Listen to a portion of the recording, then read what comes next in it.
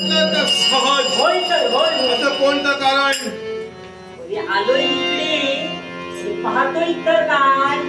अरे जिकडे तिकडे आनंदी आनंद आनंदी आनंद काय काय आहे तरी का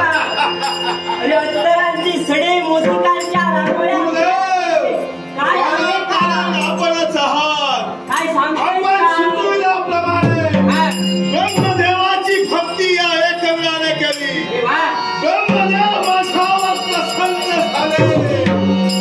या विश्वात अजिंक्य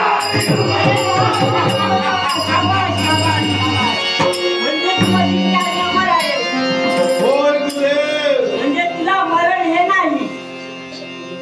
पण हा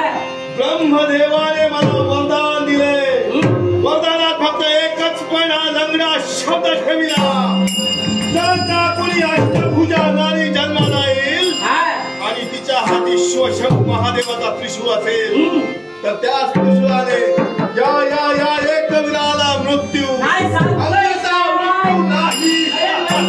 कधी होणार नाही आणि तू कधी मरणार नाही होय गुरुदेव पण हा मनात एकच शंका आमच्या पूर्वजांचा ज्यांनी घात केला कपटी देव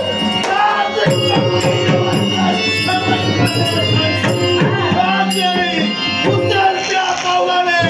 स्वर्गलोकी जाईल स्वर्गलोकाचा अभिवास करेल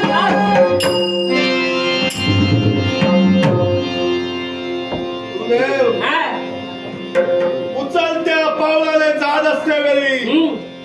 थांब हे शब्द तुमच्या मुखातून हो याला कारण आहे आणि कशासाठी कारण म्हणजे एवढं चाललाच कुठे स्वर्गावर स्वर्गलोकावर आक्रमण करण्यासाठी अरे स्वर्गावर जाऊन काय होणार नाही काय अरे जसे तुझे पूर्वज मेले तसं